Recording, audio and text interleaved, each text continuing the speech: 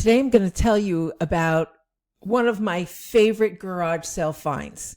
Now, there have been many, and I will be sharing them here on this channel. Eventually, I'll get to most of them, or I'll just continue gathering new great finds. But this particular one is by far my greatest, and it was so unexpected. It wasn't what I was looking for, and I want to share it with you because I want you to know that these things exist, okay?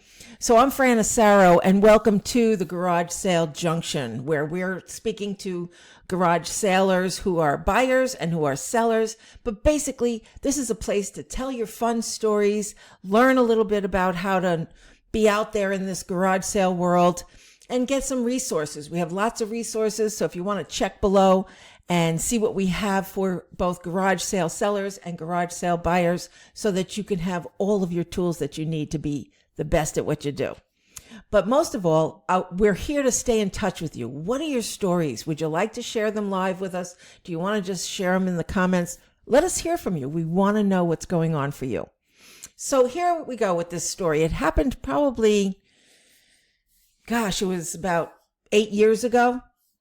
And I was garage sailing. You'll find out about my garage sailing history and how come I'm a garage sailor another time. But here, it was a day I was out garage sailing all by myself, where usually I was with somebody. Now, I didn't have a lot of money. I usually had a budget of $20 to $50 of what I went garage sailing with, because I was there to keep myself on track. I sold some things, I kept some things, and in this case, I had some rent money on me, which was probably a dangerous thing, but not in this case, because I get to this house. It was in a mobile home community, and when I get in there, it's wall-to-wall folding tables in the living room, dining room, and bedrooms, and every tabletop was covered with brand new Avon products. I'm not a big Avon person, but I figured I would support the person who was having the garage sale because she needed to get rid of the stuff, she told me. So I went and I bought a shampoo, and I started walking out, and on my way out, I saw a harpsichord. I like harpsichords because it reminds me of my third grade music teacher, and he played it all the time. And I just thought, okay, I'd love to see if I could sell a harpsichord. I wonder what it's worth. So I asked her if she was selling, and she says, I don't know. It's I think she said my uncle's. And she says, I could find out about it and I will call you back. So that's how we left it. I just left with one bottle of shampoo and I was waiting to hear from her. Well, about a week later, she called me back and she said, this is what he was selling it for, and I wasn't interested in paying that price. So I said, how's it going with your garage sale? And she says, not very good. I have a lot to sell and I need to get rid of it. Most of that stuff I bought with my ex, and we're not together anymore. And I'm starting over with all new Avon products and with my new person in my life. And I want to get rid of all this stuff. I said, really? Are you interested in somebody coming by and maybe making you a deal on all of it? And she says, yes, I am. I said, I have to let you know that I'd probably be making a low offer. She said, yes, I'd be interested.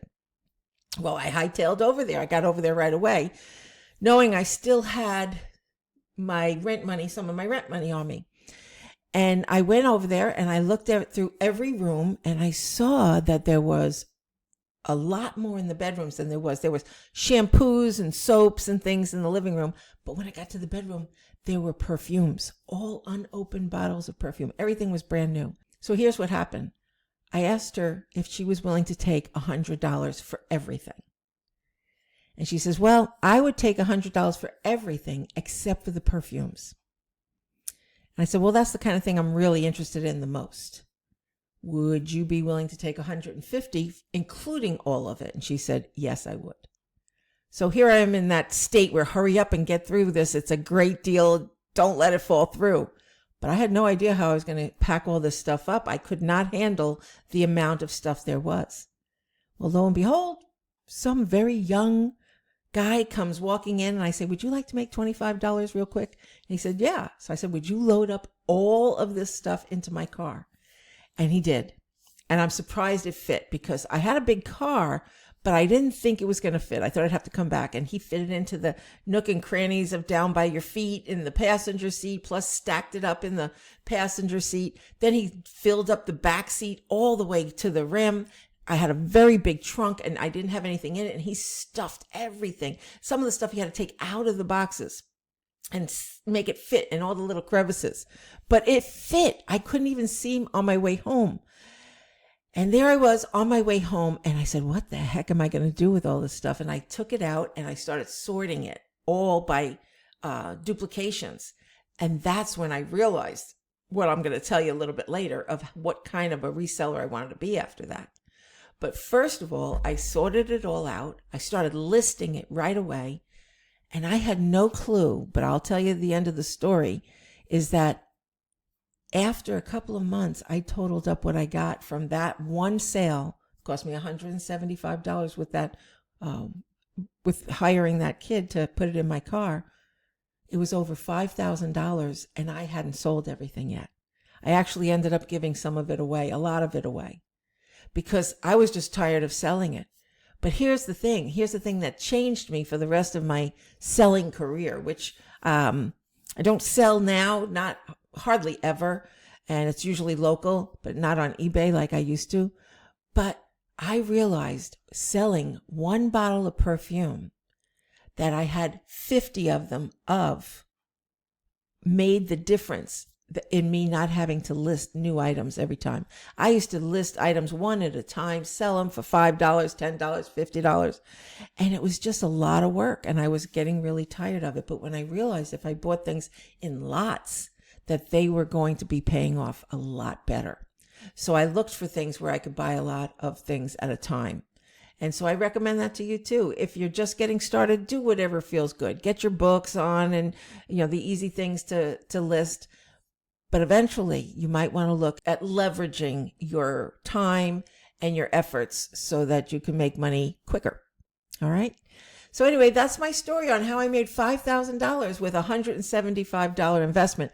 By the way, that was not money I could keep. I had to sell some things right away to get my rent paid. And it was a blessing, but it was scary to make sure that I had the rest of my rent. I mean, my rent was a lot more than that, but it was a dent that I put into it. So what was your favorite story? What is your favorite garage sale story? And would you like to share it? Just put it in the comments section or in the community page. I want to hear it. I want to share it. I want people to hear your story. So again, I'm Fran Asaro, and I am the founder of the Garage Sale Junction, and we have lots of stories and resources for you. Check down below for my Amazon influencer shop where you can find your resources. And soon we're going to have books from the Garage Sale Junction, and we're going to have some merchandise. So if you know somebody who's a garage seller and you're looking to buy them some gifts, we're going to have totes and hats. And hopefully by the time you see this, it'll already exist. All right. And you have a great day, and I'll see you out there in the neighborhood. Take care.